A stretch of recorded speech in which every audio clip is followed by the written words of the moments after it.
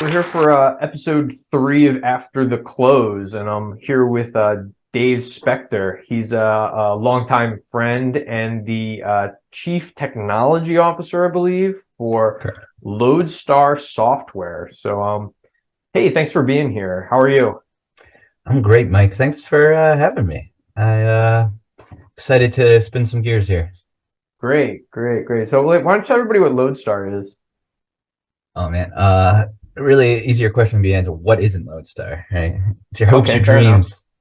No, we make calculators for mortgage companies, basically, You should as like web applications. when you explain that to someone, you should kind of go like this with your glasses. Like we make calculators. I mean, like usually when we tell it, like when I was like single, I'd tell the ladies that, and like panties were dropping left and right. But now that I'm married and have children, it doesn't work as well. Wow, the thing about that is I got nothing. You're right. That's a terrible way to go. But Sure. okay, so Lodestar sells calculators. Any type of calculator specifically? Can I get Yeah, my Casio? yeah, exactly. No, like there's a very particular niche. There's a very particular niche of the transaction that happens when you buy a home and you get a mortgage. It's called the loan estimate and the closing disclosure. Basically, it's like these documents that are mandated by the CFPB, which is like a regulation board of by the government to make sure that credit the consumer doesn't get screwed over by large corporations, and specifically in the scenario of the banks. Got it. So we disclose fees very accurately, so that the banks are in compliance to these Okay, disclosure requirements. Yeah. cool. Okay. This is like so you build like it's like a web tool kind of, or is it like it's an application? It's like because you're the tech guy of the group. Yeah. So yeah, everything is web hosted now. I mean, it started from the ground up, but it was web hosted, and it was a software as a service model, right? Okay. So our systems are hosted on AWS.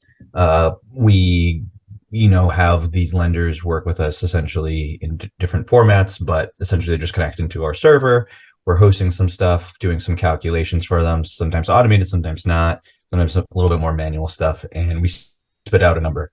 And when that number gets split out, like dollar signs go up for us. We get, anywhere between 25 cents to $4 every single time that happens.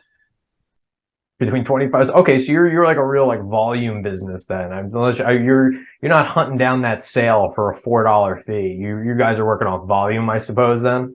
Yeah. Where, um, these mortgage companies will be doing, like thousands of mortgages a year, or sorry, a month. And then you're going to have some fallout, right? So you probably have like 2 to 3 times that. So you have like anywhere between like 1,000 to 10, $15,000, thousand mortgages being run in our system. Oh, okay. So you guys are really you're talking some real numbers then. You guys got like a pretty good thing going, it seems like. Has like Yeah, has like the mortgage rate hikes like really like been like this like flabbergasting thing for you guys? Like how have you guys or has it just been like, I don't know, we don't care. It doesn't matter to us. yeah. The mortgage rate hikes have actually been like brutal for us right now. So just like a little bit like rewind backstory, we had COVID hit, right? And Hmm. everything basically shut down, including the mortgage market, because like no one knew what was going on. And we had our volume dip in half, literally, in like a couple of days.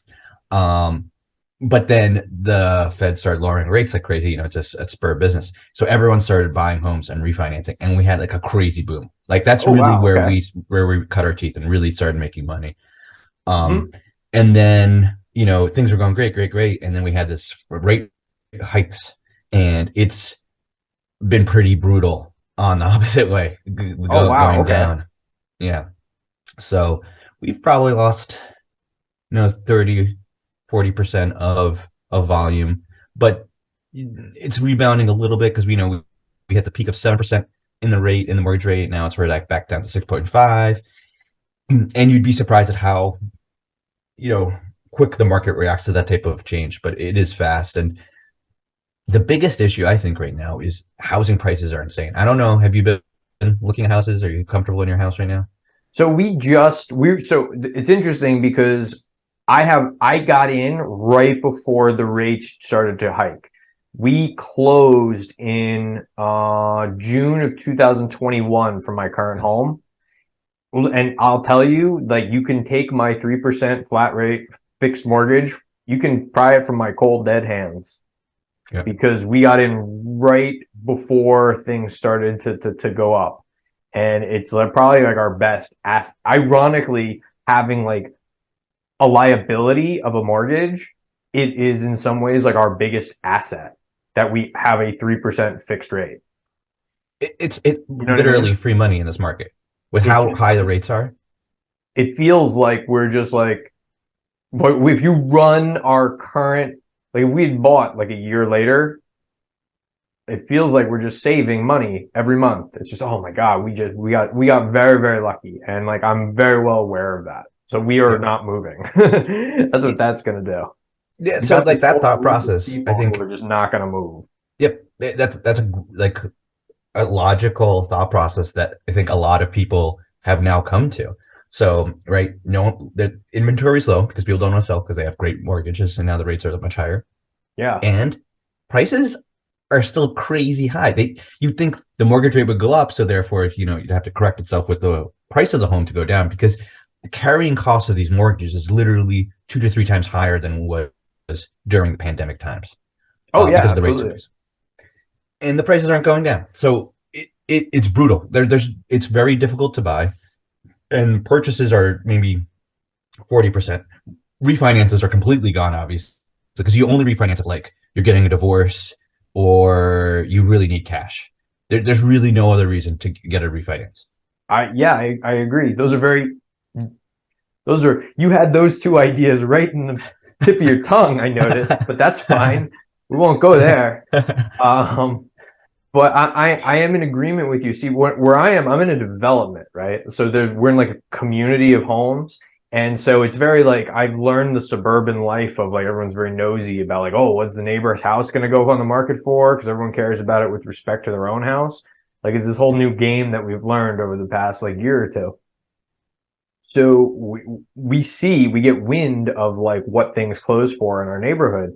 And my question is constantly like, who the fuck is paying for that? Yeah, Like our home is appreciating right now in our development despite such a rampant rise in interest rates. It's wild.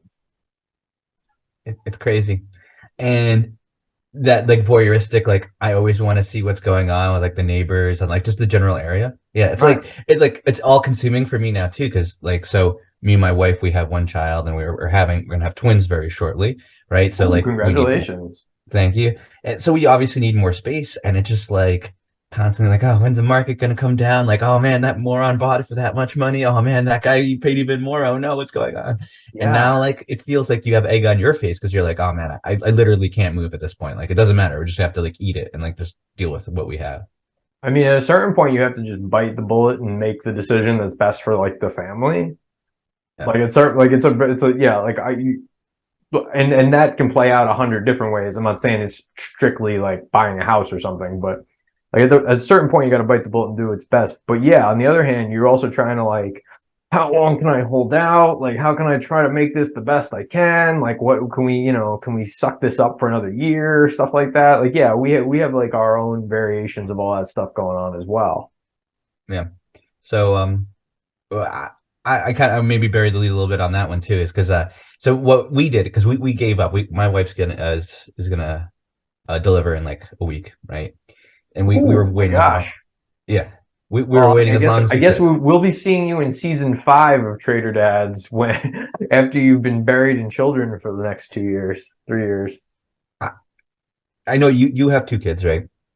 I do have 2 children. And I feel like I'm a cautionary tale. Anyone that wants two children, Oh, I know exactly where you're going with this. Go ahead. yeah, you can't assume you're gonna have just one kid the second time. We had the first one, and now we're having twins, and I'm super excited. Don't get me wrong. It's Yeah. a blessing. It's, all the cliches that you need to say about not sounding like a jerk because you're having kids, and some people obviously can't. Hey, So this is a safe space. You just give yourself a big hug. This is a safe yeah, yeah, space. yeah. That's what I do. Um, but yeah, three. Like I'm not. We never planned anything out, but like if you were like doing like a mental like board in your head, and you're like, okay, this is about what I'm gonna do, and like I've made certain kind of very flexible plans. Like we bought this home because it's gonna work for us.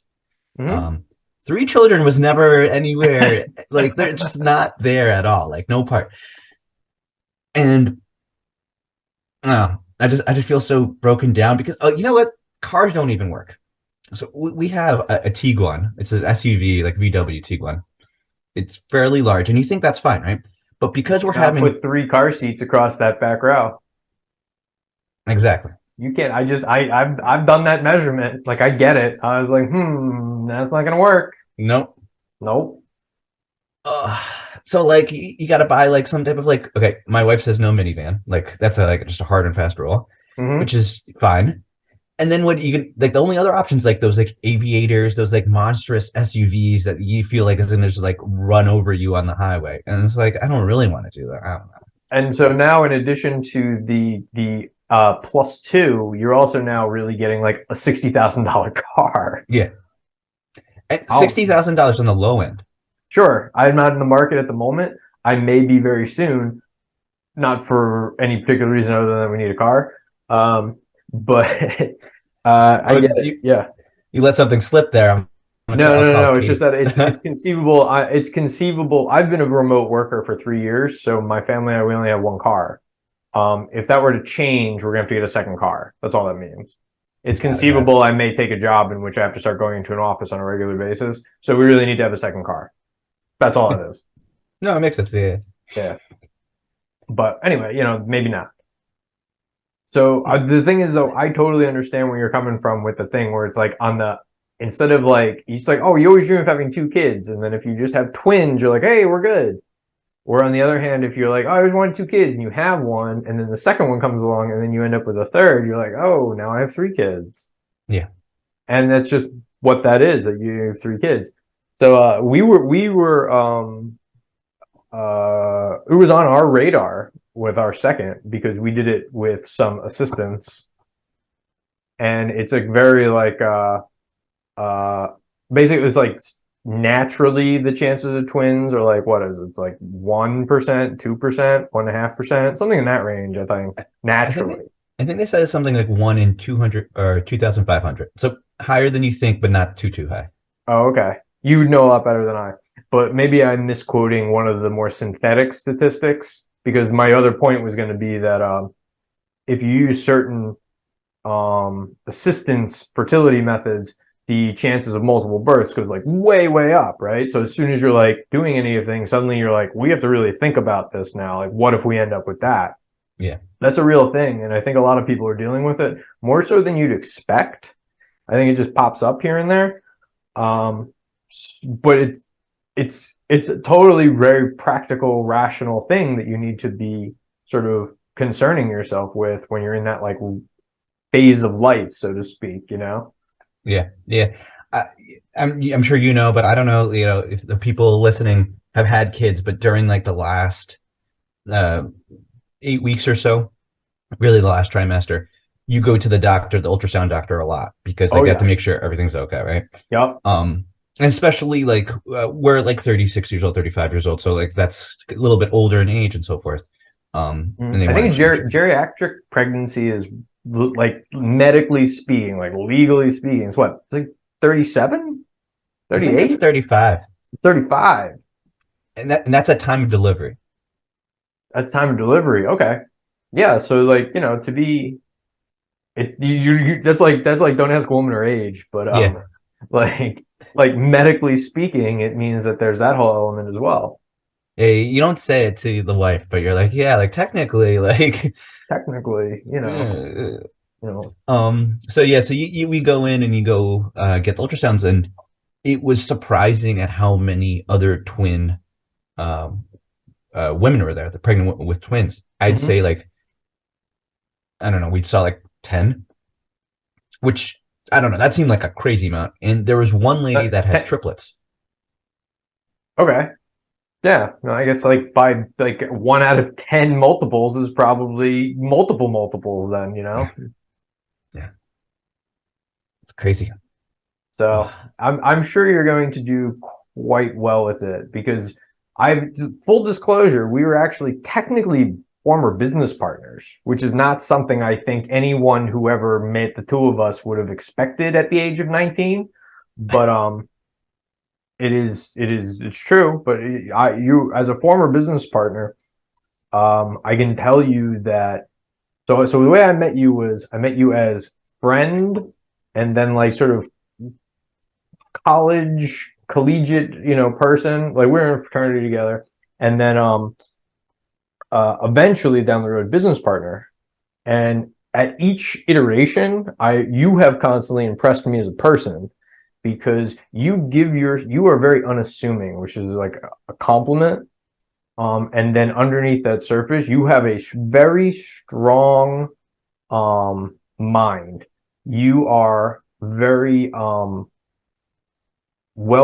don't want to say well mannered. It makes it sound like you're Bruce Wayne in the 60s. But Not the worst thing. you're very even keeled is probably a better way to do it.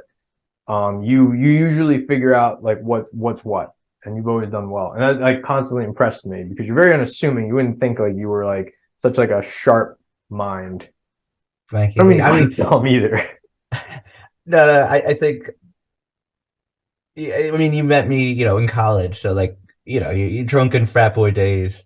I think that warps, how we see each other. But no, it was amazing Probably. that we got to work together. Yeah.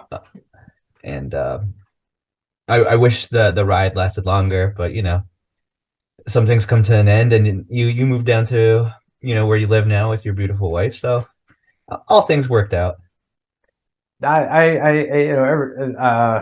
Yeah, everything happens for a reason, so to speak. Let's save those stories for maybe another day. Yeah. But my departure. Um, the last thing I was going to say though about like the kids, because since we were drifting in that direction, and this all stemmed from a simple question of what does LodeStar Software do? But I was really kind of interested in just I knew that you're gonna have kids and everything, and I had like really one question that I was very curious about, which is sort of like the whole shebang. Like my question is how much did like twins like I assume that the fact that it was twins was a surprise because no one like can decide to have twins. How much did twins really like shake your entire like economic thought process for your family? Do you understand what I'm saying? Yeah. Like I'm trying to like frame it in like a broad stroke sort of like thought process as like a parent who now has to contend with this idea. Like how much did that extra weight really like impact you like down like overall in your mentality, like where you might decide to do in terms of like what is my 5 year plan, what is my like that kind of thing, like how because you think like we're gonna have a second kid and then boom, but then you get the third one tacked on and now it's like wow, like how does that really change it? So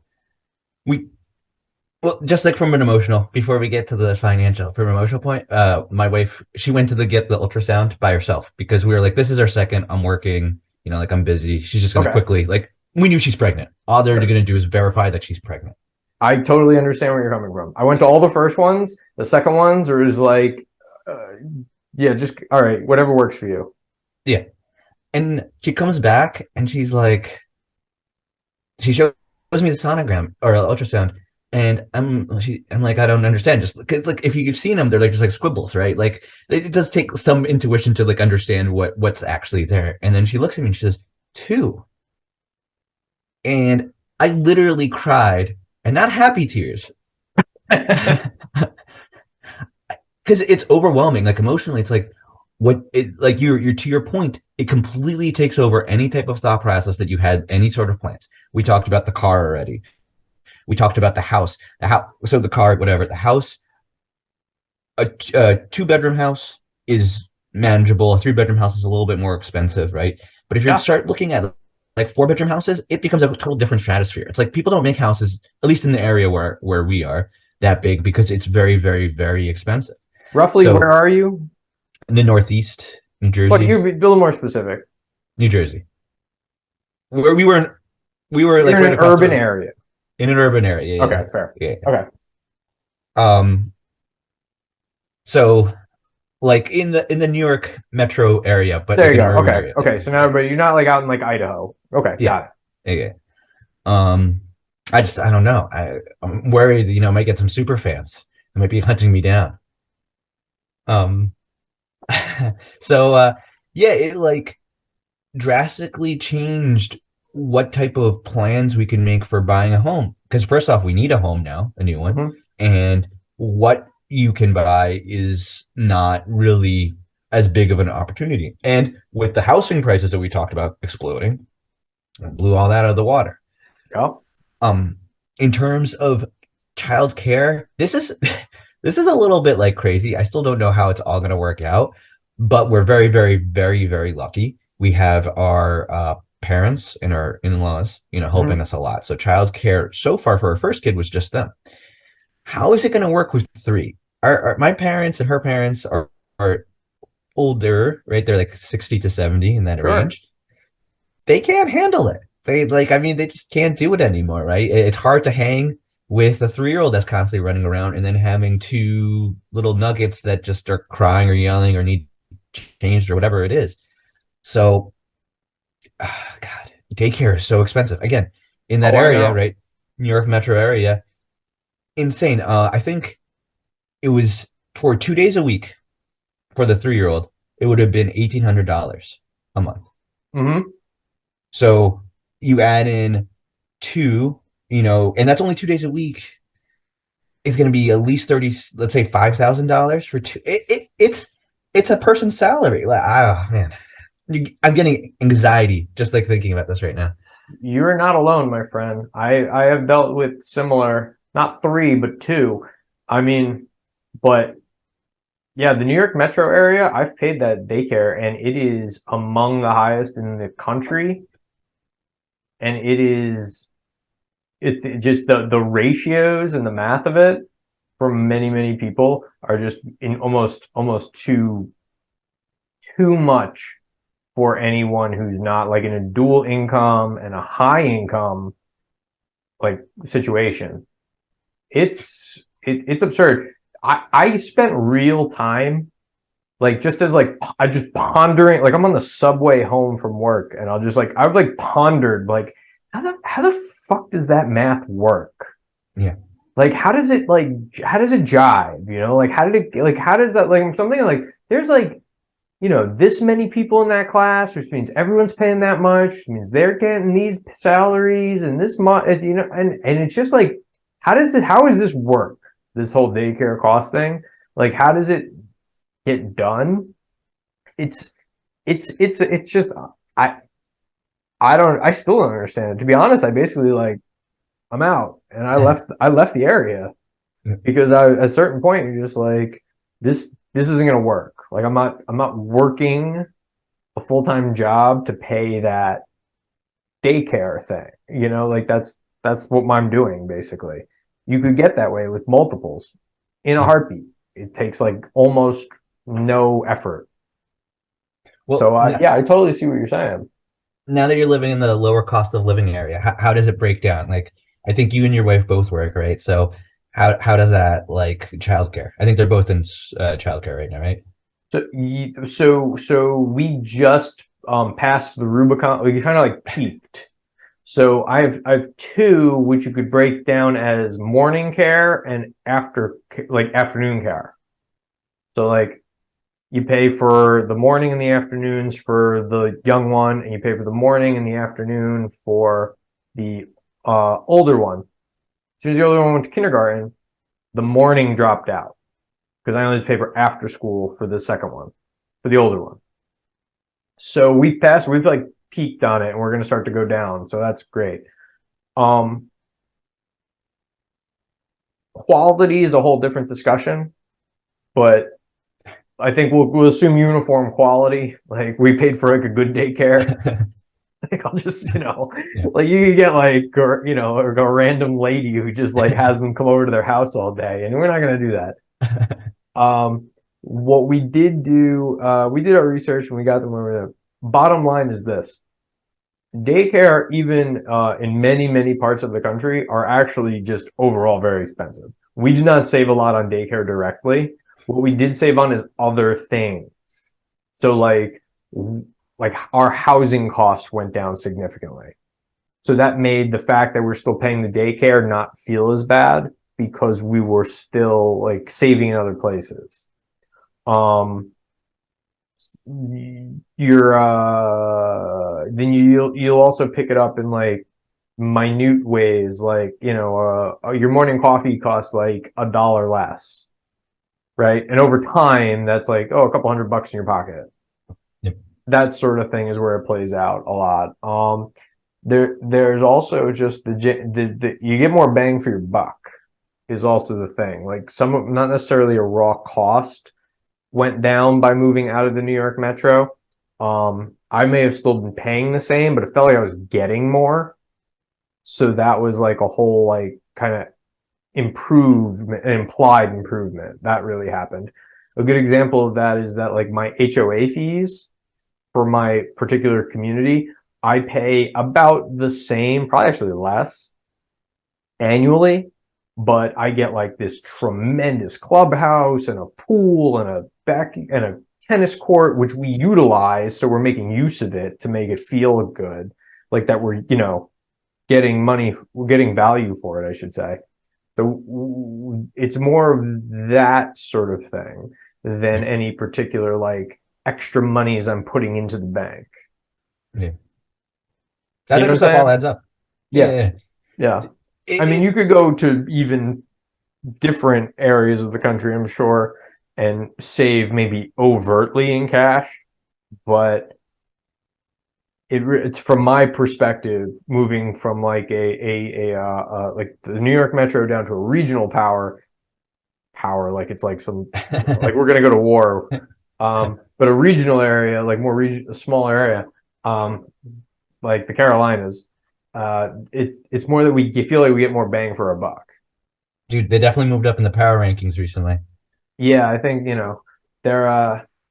they're gonna team up with like I don't know the Dakotas and like storm the beaches of California.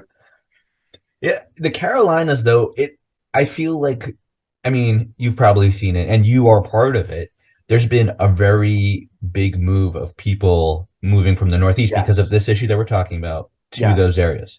The Charlotte area is like expats. It's all like you got every baseball cap on walking around. You've got like tribalism, like people who are from the New York Metro or from the Chicago Metro, they start to like hang out together. It's this weird microcosm of like immigrant society. That's like, oh, that's little Chicago. Those 5 houses are all people from Chicago, and it's like, that's Italy town. Like those people are all from, it's like Little Italy, and it'd be like, they're like Brooklyn town or whatever. Yeah, they got like the different accents. They're like, oh, what do you mean? And they're going, they start snapping their fingers.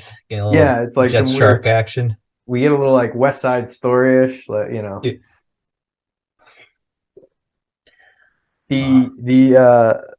The best story we have, having had moved down from the New York down to the Carolinas, is the bagels are like a thing, right? Like people like will talk to you about, oh, you're from New York, you get good bagels and stuff, and you go elsewhere, you can't get it. There's a pretty good bagel chain that's local around here, who they're called Poppy Seeds, and the rumor is that the fella who owns the particular franchise, or in our like neck of the woods, he's from New York. Like I think he was from like Queens or whatever, and he like was implicated in like the murder of his girlfriend. Wow. Like that's like the rumor basically, and like he was acquitted, but it was like weird. And so then he left and moved down to the Carolinas to get away from it all. And then he founded Poppy Seeds, the bagel joint, right? Yeah. And so this comes out in like one of like the mom groups and shit in the neighborhood. And very clearly everyone from the New York Metro is basically like, well, yeah, but we're still gonna go get our bagels there because they're the best ones. It's like, yeah, fine, we're not like whatever. Like he's the only guy who is in town who knows how to make like a decent bagel, so we're just gonna keep going. It's just like such like a New York attitude. It's like You can't give that. yeah, like okay, fine. Like maybe he was like mobbed up a little bit, but he's got the best like veal parm in the city. I mean, So it's like like, everybody was just like whatever, like we're just gonna still go get our bagels from this one guy in town who knows how to make a decent bagel. it's like walking down the street in New York City. Like, unless if like someone is like getting murdered in front of you, you just don't care. Like, whatever. Like, he might have murdered someone like 2 days ago, but like right now, he's giving me something. Like, I can't worry about anything else. Sure, like I'm busy. I'm looking over here. Like Yeah. it's, I'm afraid of losing that edge, having now been gone. You know what I You, mean? Like I'm you, afraid I'm gonna be like a little less like because for a while it's felt like it was an edge, Like I'm on my radar is up while all of you like people are just sort of chilling and like not paying attention.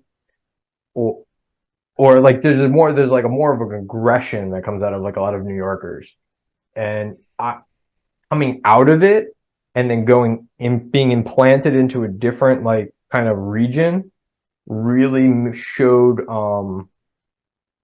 that off like we were really like tell we were much more like and this is like at like work or just got talking to like the bank teller or going to like like the grocer checking out. You could tell like they're much more like easygoing in this area.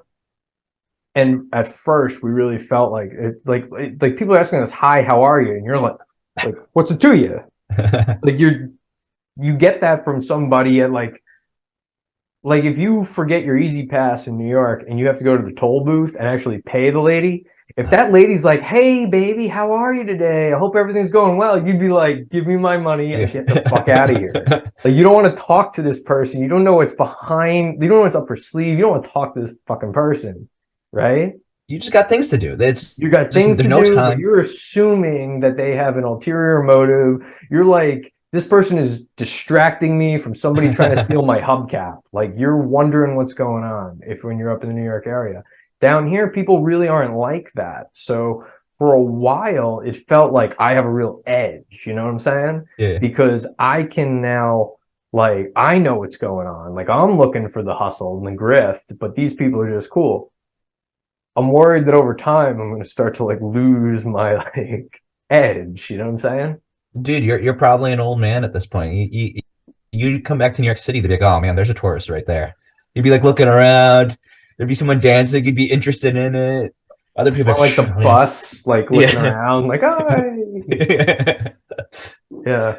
How often do you just like have like $1 in your hand, and when you shake someone's hand, you just like give it to them, like thanks for your business. Like I'll see you later. Like, Uh, I didn't do that in New York.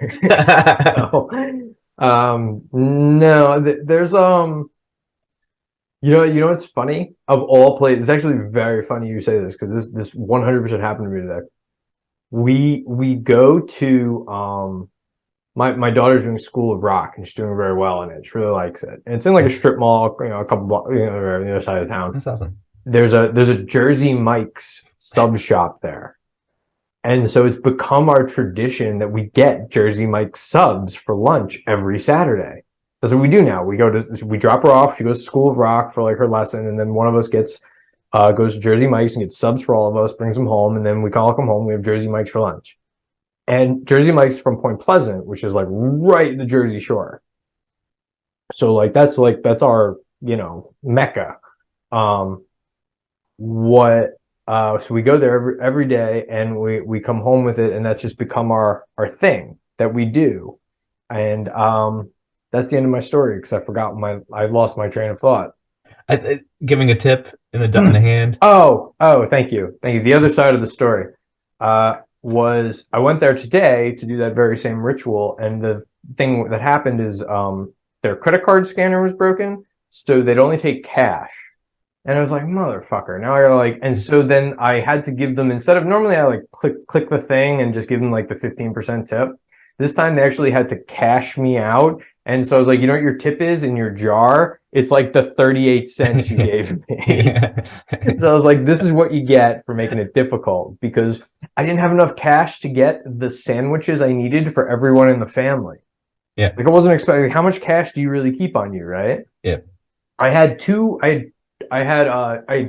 types of of cash on me. I had $100 bill because I had gotten cashed out of the poker night and they gave me 100, and then I had like a 20. So I'm like, will you take 100? And they're like, no. So it's like, okay, so not only will you not take cash, you won't take all cash, only certain cash. So what I only had $20 to buy sandwiches with, and I felt like, how did you box me in to be this like poor schmo who can't buy sandwiches for his family? Because there's no ATM in the area either. Like I can't go get more cash. So it's either I get $20 worth of sandwich. So anyway, long story short, I did the math and I get my wife her sandwich and I get my kids their sandwich, which they split, and then I just didn't get a sandwich. And that's just what I had to do today. And this is like the bullshit that happens when you like end up in like, dad land. Yeah. Like, motherfucker. Take it on the chin. You gotta take it on the chin, yeah. So I come home, I give them their sandwiches and I give them their chips, and they're so happy. And I have like the leftovers that are like sitting in the goddamn freezer since Thursday. You eat their crumbs. You're like, oh, you don't want this like last like nibble with some like pepperoni or like pepper in it? Yeah, sure, I'll eat that. Thanks. Oh no, my girls are like, it's like piranhas. They're like, they ate it before I sat down. Nice. So I have this hate of paper money or any type of money. I don't mean any hard currency. And I wish everything was, electric, like credit cards, whatever. And I understand that there's some places that like just doesn't make sense, like a homeless person. Like I feel like New York City has a big homeless problem, right? They should be giving out like card readers to those homeless people, because I would tip them like $1, but I won't give them $1. Counterpoint. I know exactly what you're saying. I've seen guys with their iPhones and their Square on top asking for money. It has not become like, oh, obviously that was given to him by like the city. I had the vibe of like, holy shit, who do you think you are? Like, you have an iPhone? This is not a business. You are not a franchisee of some like unemployed incorporated dude. Like, get the fuck away from me. I'm not swiping my credit card to a homeless man. That's a great franchisee idea.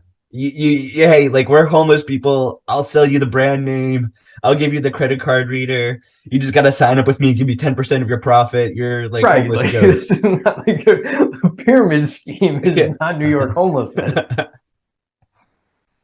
But no, so yeah, there was this so the place where I lived, there was a lot of Italian delis, and this Italian deli never took cash. And I had two things, or never took cards. And I had two things that I wanted to do. I wanted to be on a first name basis in an Italian deli there, because like it's like, oh, yo, Joey and Peppy and like Mikey, like, how you doing? Blah blah blah. And I wanted to be one of those guys. I'm adding that to my bucket list. That's an excellent idea.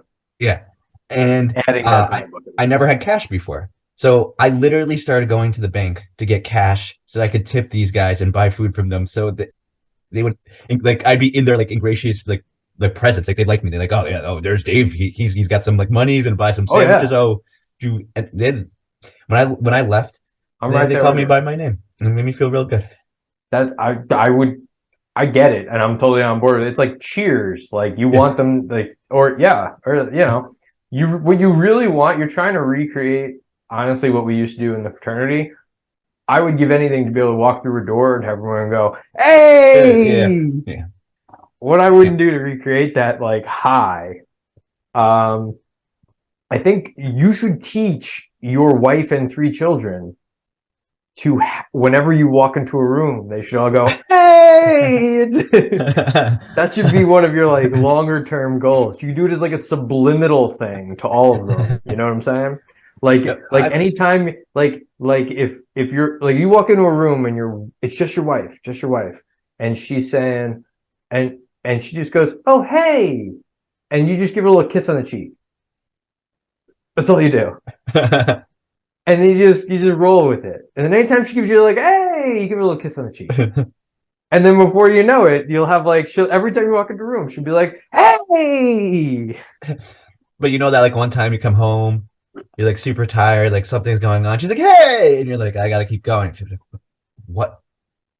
You know, like the Pavlovian response would be like, hey, you're not meeting my expectations here. Like, what's going on? Well, isn't the purpose to eventually though like remove that like reward so it just becomes like an instinctual thing? You're right. You're going to next level parenting here or spousing. I'm still on Wow. step one. Well, So once right now, for the record, I've never tried something like that. yeah. I just want to be clear, I've never done anything like that. I'm not a sociopath yet. Your wife's like, hey, I do hug him every day. What's going on? So yeah, so my daughter, she kind of has something like that, but it's a lot meaner. I go to the gym in the morning and when I come back, I have to go shower, but like I'll deal with because she's like just waking up or like been up for like half an hour. And when I try and like help her out with things, you know, like food, whatever, she'll now say, Dad, you stink real bad. And then she'll literally cover her nose. I'm like, okay. So I've given her the Pavlovian response of I stink because now in the mornings when I don't work out, she'll say, hey, Dad, you stink real bad. I'm like, no, I didn't go to the gym today. You can't do that. Yeah, she's so she's what about? She's 3? 3, yeah, just turned 3. Okay. Yeah, she's because I got one older and one younger, and so I can kind of like linearly interpolate, you know. Yeah. And it sounds like she's really like coming along, like it's an advanced idea in her mind that like she knows what to she identifies something about you and knows it. That sounds like something that's right on par for her. So like I would just enjoy it, to be honest. Yeah. That's a lot of times what I think about now, having like I've gone through the phase of one and now I'm seeing it recur again with the second. You know what I'm saying? Yeah. Like I did all these phases with my older one and now like I'm seeing them creep up again. What I'm doing with this one now is I like identify as like, oh, I remember when this happened the first time. And what I kind of do is as soon as I like identify it and know it's like, oh, this is normal, this is a phase, this is just what she's going to be for a couple weeks, months, I just like tuck that away and then I just enjoy it. I just think it's fun. Like when she's in it, mine does this to me right now. She goes, no. He goes, no. In a very flamboyant way, right? And like I remember when the other one went into a no phase, like because she wouldn't do it this way. The older one did it this way. She'd go, no, no. But I remember that was a thing she went through. And the older one is not like hooking on the street yet, so she seems okay. So I just enjoy the fact that the younger one does this little thing, and then I just like kind of like roll with it. I'm just like, oh, okay, all right, fine, yeah, I got it. This is not like a problem. This is really reinforcing that you kind of like stick in your New York neighborhood. Like your kids are basically talking like Italians, you know, like they're like really using their hands. They're throwing it all around. You know, like, I'm wondering if they are going to develop any sort of Southern drawl because I'm old enough. I'm never going to change. Like I got my Jersey accent. That's what it is. Yeah. But my kids, I am wondering if they are going to develop a little bit of that Southern like side, especially now like they're really starting to interact with like kids from other, you know. So it'll be interesting to see. Like I think what'll end up happening is if we come back up to Jersey, then other people will hear them different. I'll hear them every day and I won't think about it. But if we suddenly pop back up and like you see them, you'd be like, boom, they got it. Yep. That'll probably be what'll happen. Yeah, dude, you should just again, if they're not like if the other family's not eating a poppy seed bagel from that store, you just say no, like we don't want to talk to you. Like that's not one of ours. You keep it in the family, keep it in New York transplants. Just what you gotta do, I guess. That's a good idea.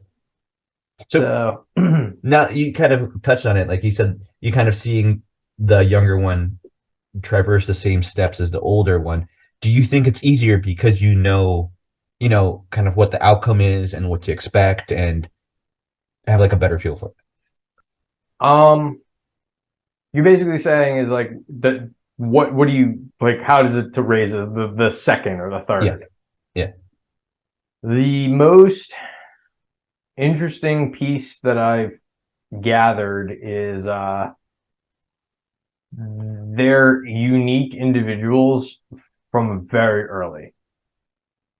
So what I used to tell people who I only had one, and when people who had none would ask me a question like that, my answer was the same. Like I gave this advice to like a lot of people over years. Um, the advice was take in any information that you can get from people, but at the end of the day, you have to, every kid is unique, so you have to figure out what works for them. So like this lady says try this and that guy says try that. If the baby's not, say, sleeping, okay, fine. That lady's trick worked for her kid and that guy's trick worked for his kid, and I can try each of those, but eventually I just have to land on whatever works with my kid. So that was like what I used to tell people in terms of like figuring it out. Now with the second one, the only thing I have is I already have a quiver full of ideas, which I accrued from the first one. Like I didn't have to ask that lady, I didn't have to talk to that guy. I already heard from those, so I have those ideas like ready to roll. The problem is that this kid is also unique, so I still have to run through the thing again until I find what works. Because sometimes they're the exact same thing, and I'll bet they work on like 90 out of 100 kids. Other times, though, I found that there's very subtle differences which make the difference, and it's become still a game of like just figure it out as you go. But at least now you have a like repertoire to choose from, which maybe you've like heard about in the past or tried or whatever else. And so that helps a little bit. It becomes a little bit more efficient. On the other hand, you now like have to like play kind of like a zone. Like, like now you are like distributing time and whatnot. So that like makes the whole thing harder in that you have a finite resource you have to split in two. And whether that is money, time, power, attention, whatever the fuck it is, you now have to like split it. So that becomes this whole thing where you have to decide how to split it. And that's like a very personal question. So what I think is the answer is unique to each person. That's like I know that sounds like a cop out, but that's just the reality of it. Like I've made hard decisions about how much time I'm going to like attribute to my children versus say like my career. And I don't regret them, but I think other people might make different decisions. And it's like, fine, go do what you want to do. That's what, it's a very personal thing. I don't mean to get like all like serious on it, but I think that's just the reality of it. It's very like, I'm just being honest about it. Yeah, I think that's the truth. I think lots of people get screwed up because like there's like, oh, like you read a book or you talk to your parents or something and they say, hey, this is what you do or this is how you do it. And it's just doesn't work like that for every kid, for every scenario. You really have to kind of figure out what works for you, and like don't feel like you're ashamed or like it's because you're doing it's something different, right? Like not ashamed, but like sometimes you feel like, oh man, like maybe I'm not a good parent or maybe I'm not making the right decision because XYZ, they're the Joneses are doing Z and that's what they're supposed to do. That's Right. bullshit. You got to kind of find like your own thing, like you said. Yeah. Yeah. It's there. Like, I really don't, I mean, I judge like the true assholes, but, Yeah. in general, it's like, who am I to judge, this whole thing? Um, I think so like I said, the advice about like just from going from 0 to 1. My only real advice about going from like 1 to more than 1, I can't, because who the fuck do I know? What I say about having, I don't have 3. Yeah. I don't know. My 3 might be a totally more. I might be talking algebra. You might have to deal with calculus. I don't know. But You just have the only thing I can think of is like basically you have now a repertoire of tools which you've encountered or thought about theoretically even that you can now apply. One good point was I remember some of it just came back like riding a bike. Yeah. Like you know how you do like a really solid example was like when the second one came home from the hospital, the first one had already finished bottles. But so now we were back to bottles. And I was just like, oh, got the bottles, like boom, boom, boom, boom, boom, boom. I was like, oh, this is like I'm like, I remember this like it was nothing. Changing the diapers and doing all the like the very like early newborn stuff. Um, because the first time around you're like, oh fuck, like how do I do the bottle? Like I knew how to anticipate bottle, like all the little things you learn about bottle duty and junk like that. That all came back really quick. So that's good because that's a little less stressful when you're just like, oh, I remember this. Oh yeah, we did this. I got it. That was a good one. Or like whatever the hell the newborn stuff is, all that stuff comes back like really quick, which is nice. How did the exhaustion? Because like like the first like whatever like 5-6 months whatever they do the 2 hour sleep and it's just like brutal. But you already have another one constantly needing like your not attention but like making sure they're alive, making sure they go places, blah blah blah. I feel like that's what I'm most worried about. I will say this: we got extraordinarily lucky in a perverse way that our second was born post COVID, which means post remote work. And so we got extraordinarily lucky because the first one was like, it was like the baby's up from like 2:30 to 5 a.m., won't go to sleep. And then it's like, I gotta wake up at 5:30 now to get my ass into the office in Manhattan at 7 a.m. Which is like, God damn it. Like, I lived that life with the first one. Second one came along. We found out we were going to have the second one the same week they locked down Manhattan. Like it was to the week. It was like we found out we're gonna have the second one on Wednesday, and then Friday Cuomo shut everything down. So we did the entire pregnancy under lockdown basically, and then the entire birth and whatever still under like a remote work scenario like at that time. So that was such a silver lining. The fact that like the second one could be up at like 2:30 to 4, just being a baby, and then I plop down asleep. But you know what? I only have to roll out of bed at 6:55 a.m. to log in from home at 7 a.m. Yeah. In like bleary eyed, like a remember my password kind of vibe, like good morning into the chat, and then you're like, and then you can get up and you get your coffee and you're still in your pajamas, but you're online, you're ready to roll. Yeah. Like I was able to do that, which is an immense advantage, which I will advocate for immensely because it was such a blessing in disguise to be able to do that. Yeah. So like I'm unapologetically saying work from home. To anyone who says like I would unapologetically say like work from home because you can do it because it's going to make the difference. It might be a make or break situation. My second last year, guess how many visits we had on the pediatrician's like roll call? How many times do you think I brought her to the pediatrician in 2022? Let's say once a month, 12 times. Higher. Much higher?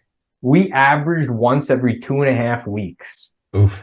It was like we did it like 22, it was like 22, 23 visits in 2022 that we showed up at the pediatrician with, and that meant like, oh, somebody's going to be home with her for the day, blah, blah, blah, whatever.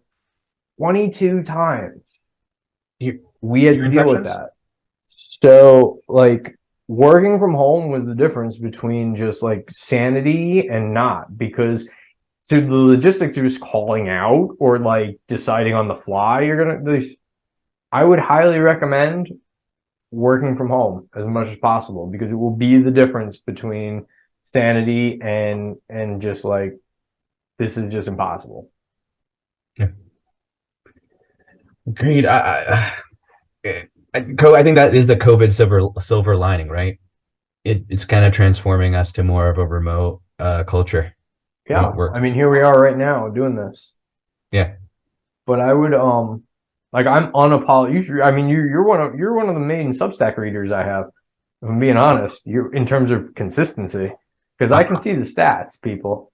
Um, the remote work stuff is no joke. Like, I've over time become a major proponent of making it a default.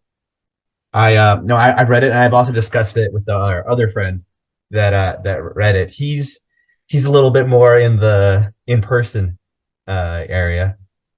Um, Yeah, so I mean, I'm very pro remote work.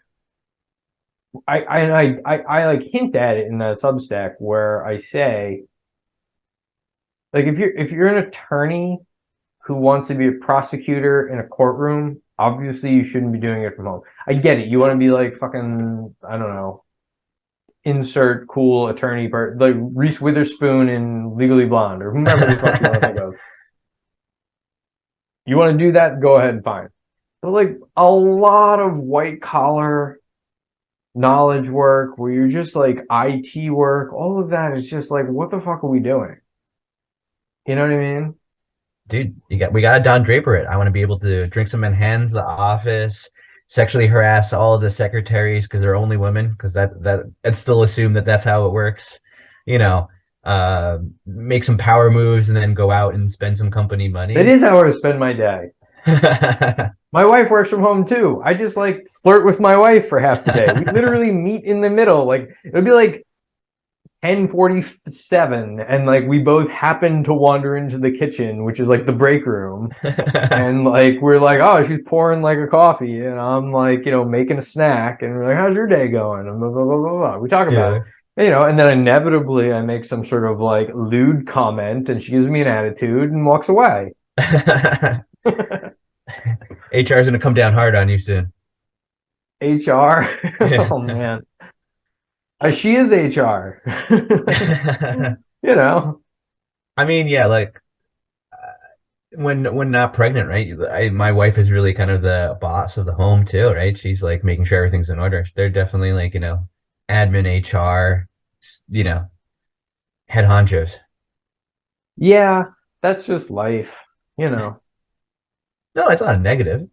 I think honestly, we're lazy, right? That's what it comes down to. We're more malleable, so we're like, okay, like if this is what you want, like fine, I'll do it. I don't want to make the executive decision here. I think of it more as I try to treat my husbandry as is that the right word? Husbandry? I don't know, but I liked it. I was gonna let you go with it. Okay. I feel like if we Google husbandry, we're gonna find out it's like a person who like does something totally different, like it like mates horses or something. Yeah, now that you say it, I feel like that's like, I feel like that isn't that what technically like husbandry is? It's when you're like the guy who like gets horses to like mate. Yeah, maybe I'm wrong. I don't know. The care, cultivation, and breeding of crops and animals. All right, so it's pretty close. A horse is an animal, so it's not just horses. Okay.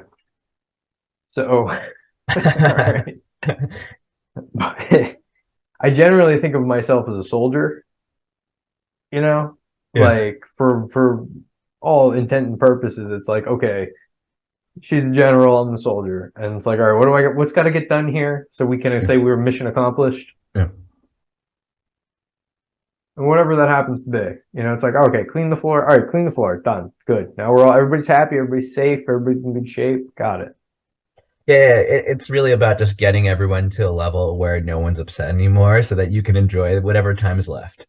Whatever time is left. It sounds like you're kicking dirt waiting to like die. Just like looking up at hands in the pockets, looking up at the stars, just like, okay, this is gonna be the lightning bolt comes.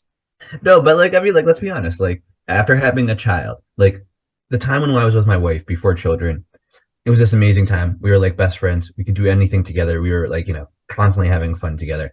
And now it is much more of like a machine where we have duties to do to make sure that the child's alive and happy and learning. And then we try and get everything else done around it. And then whatever time is left that's like I hope I get to watch one episode of TV or talk to my friend online today. Well, don't worry. Once you have 3, it'll be a lot better. Oh, we're so fucked. You'll be fine. You'll be fine. I'm serious. You'll be fine. I think that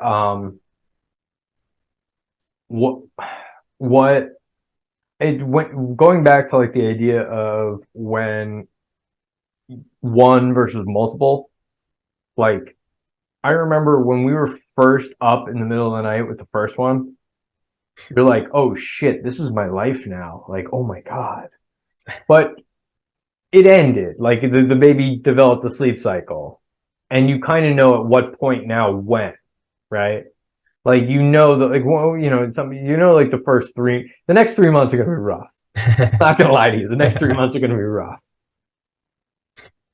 But you also now know, having done an older child, that there is a light at the end of the tunnel. You know what I mean? Yeah. There is they will develop a sleep cycle, which is a nice thing to like look towards. I think I had that when I had my second. When I was like, it wasn't nearly as like, oh my God, this is like ridiculous that I'm like up on like the 7th night in a row on like when I've only slept like 3 hours and I'm going to work. Like the first one, it was like, oh my God, this is ridiculous. Yeah. But with the second one, you're just like, man, it's fucking night 7. Like I'm doing this. And it's like, wait till like June once she's a little older and I don't have to do this anymore. Like that like idea that's like, just wait till like June when I don't have to do this anymore really helps you get over the hump. It feels like, and you're usually saying like, I've given up already. I just need to give up for a little bit longer. Me or you? No, I'm saying that's the mentality. The mentality. It's not that you're giving up. It's that you commit. I think that's the best way. That's a good way to frame it. Like you like commit. Like this is what I'm doing for the next 3 months, because then at month 4, I will no longer be doing that, and it makes like 3 months like really feel like, okay, let's just get it done. Yeah. No, I think ultimately what it comes down to is you're a more caring father. You have a better father gene in you. No, that's not true. No, that's not true. I know that's not true. I'm just saying, like, that's the way I like tackled it. I'm like saying, because that's why it's not true, because I'm giving you a very pragmatic blueprint of how I tackled it, and so that anyone can do it. Yeah. That's actually what I'm saying. Like the next 3 months are gonna suck. I'm just telling you point blank, the next 3 months are gonna suck. Yeah. But month 4 is on the horizon, and you're going to start to see like some light at the end of the tunnel. And that's a big difference in like maybe your first one where you're just like, oh my God, this sucks. I'm on month 3. This sucks. Because you don't know that month 4 gets better. Yeah. You have the advantage now of saying, well, month 4 gets better. So now I just got to like hold my breath and get through the dip. And then it's like, oh, this ain't so bad now. Like now we're like, making some headway. Yeah. Yeah, you know what I find kind of weird is like I think in media now this concept of like portraying that early childhood is very difficult on the parents has become more popular, but still usually when you ask a friend, they won't tell you that. They won't tell you, hey, it's awful. I had a friend recently and they had a kid, and before he had a kid, I'm like, it's gonna be a kid, and you're gonna love them at some point, but you're gonna hate the first couple months, and their child's colicky, so how it adds all that extra difficulty. It's a lot to add on. He messaged me a month in. He's like, David, you're the only person that told me this was gonna suck, and I'm gonna hate my kid for the short period of time. Not you actually hate them. You just like frustrated with it. And I'm like, yeah, and it's okay. This is a common experience that we all have, and at some point, it will get better, and they become this amazing thing that you just love spending time with and seeing them grow. But tell the truth. You don't need to sugarcoat it. Like there are bad times also. Yeah, 100%. Like Yeah. there, yeah, 100%. There are days where you're just like a little squirt, a little pain in the ass squirt. But like, I put both my kids to bed every night. Every night. It's Do like they sacrosanct. I put do them to they bed every night. do they line up at least, or are you like doing both at once, or one and No, then you have to? each of them fight me tooth and nail. That's rough. Each of them every night fight me That's tooth rough. and nail about bedtime. And my wife sits and looks at her phone and just smirks because I said years ago that I want to make sure I have 5 or 10 minutes a night with each of my kids, and I put them to sleep. That's what I do. I do about 10 minutes with each, and they fight me tooth and nail every fucking night because they're just not ones to want to go to bed.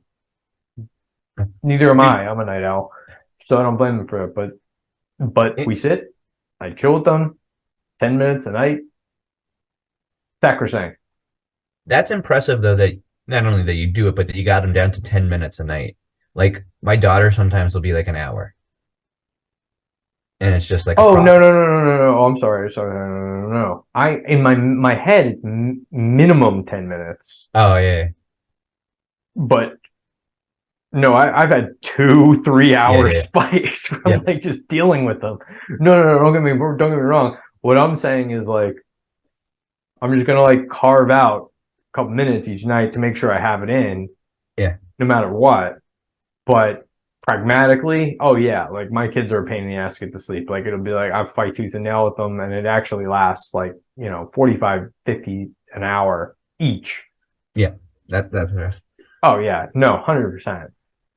But I get the like you want to carve out a little time, and it's like I feel like so I do work from home, and at times Tessa's like she stays here, my daughter, with my in-laws, and she'll just be running around, and when she like yells my name, I have a hard time not responding because I want to make sure like I want to be present there, just like how like you have the 10 minutes, you just want to be there for them, you don't want to be like the kind of aloof parent that like can't make time for their child.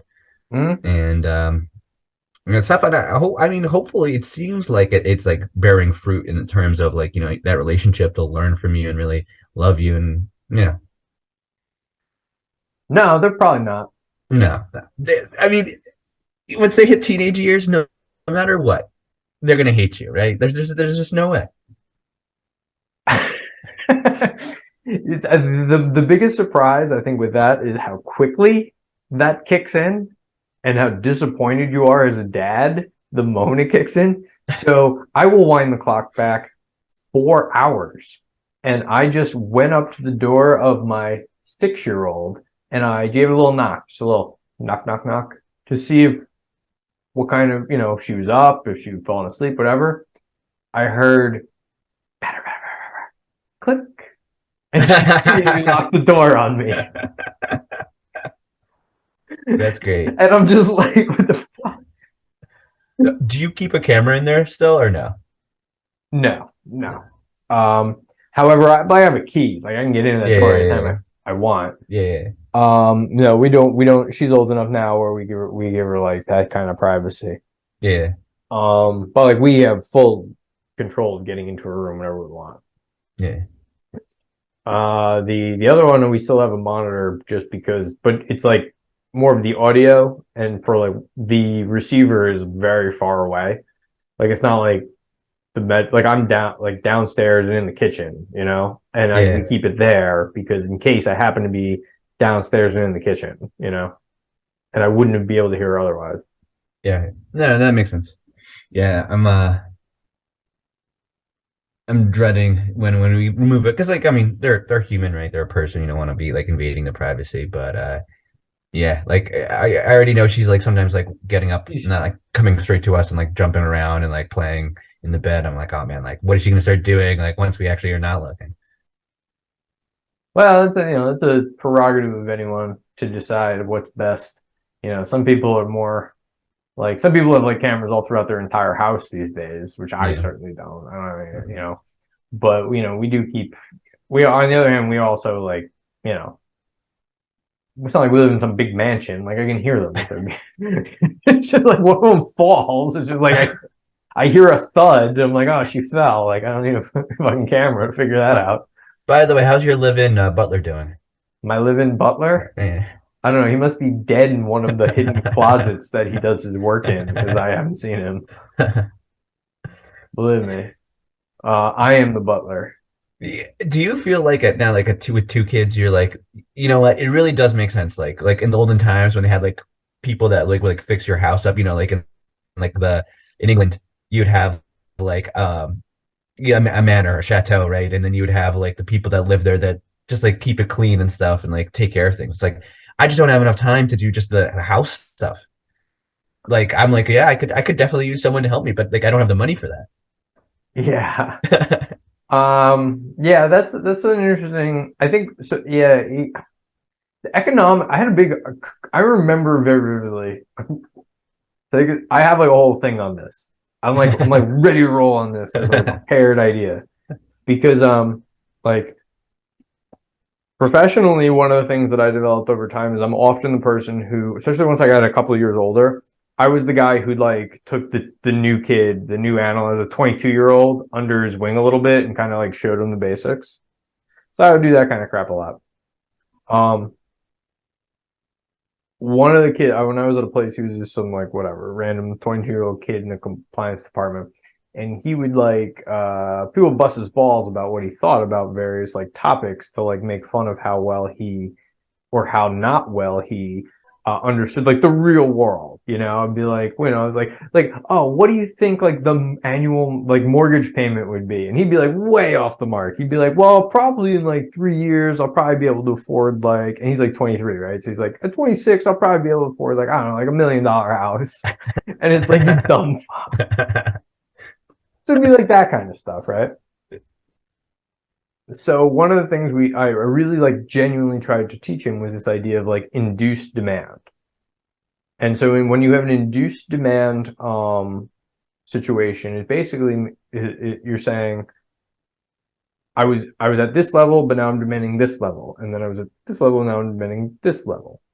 So a good example of that is with a runaway effect is like technological gains. Or a more mundane example is just like housekeeping. And this is often one you see in economics textbooks.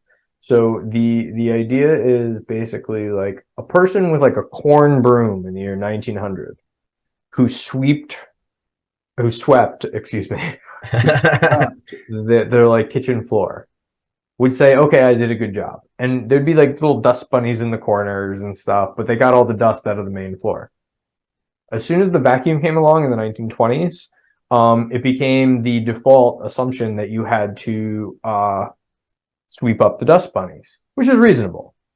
However, when you look at the efficiency of that with respect to time, you don't gain a time advantage. So like that first lady in 1900, she would be sweeping up the floor with her corn broom, and it would take her, say, 30 minutes. And she'd end up with what she'd think of as a clean room, but there were dust bunnies in the corner. The person, the housewife, say in 1925, when mechanical suction vacuums first came out, they would spend 30 minutes cleaning out all the dust bunnies.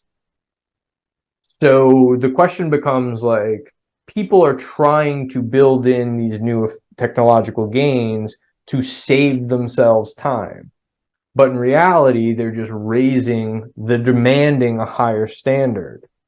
So you see that idea is a lot of the reason why you feel that way.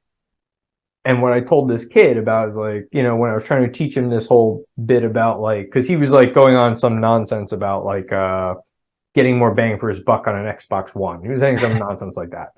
But I was trying to show him the whole idea of it. And then he like blew me off. I believe he's unemployed now. Got him. But anyway, so you see what I'm saying, this whole idea of it.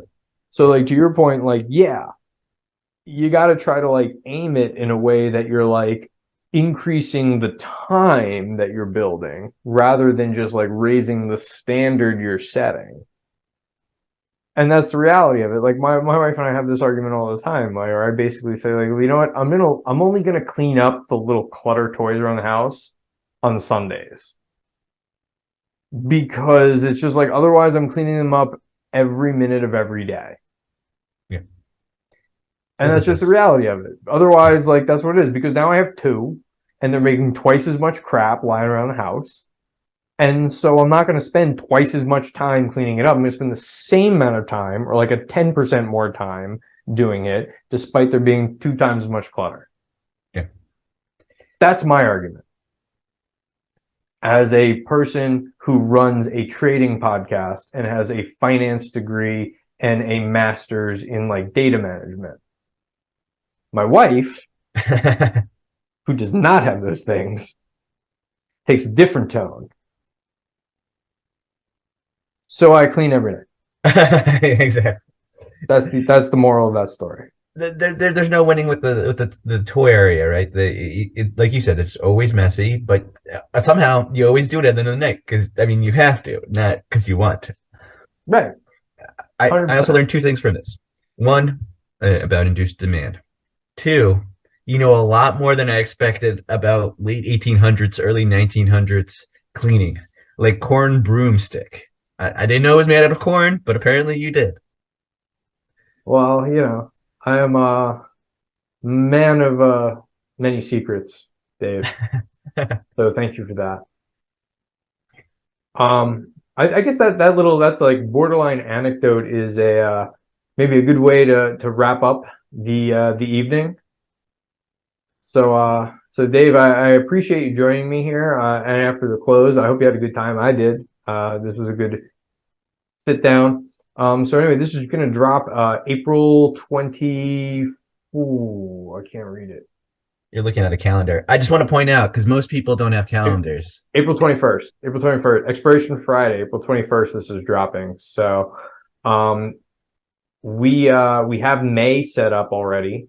I don't know if you. I've thought ahead. I know what we're doing in May. In May, we're going to have our first live podcast. Ooh. So that should be interesting. Do you know the guests? Or are you I gonna do. give us a little breadcrumb to like tantalize us? I thought the tantalizing breadcrumb was going to be that it's going to be live. Live. I guess so. The next piece of cheese. Sorry, my bad. No, that's fine. The other part will. All right. So we'll think about what is May known for. That'll be the other tip. So all right. So the last thing I'll just say, follow me on Twitter at TraderDads. Follow me on Substack, traderdads.substack.com. And then we're here on YouTube for once a month after the close. We're discussing what we discuss. All right. Thanks, Dave. Thanks. Read the Substack. I'm there. All right.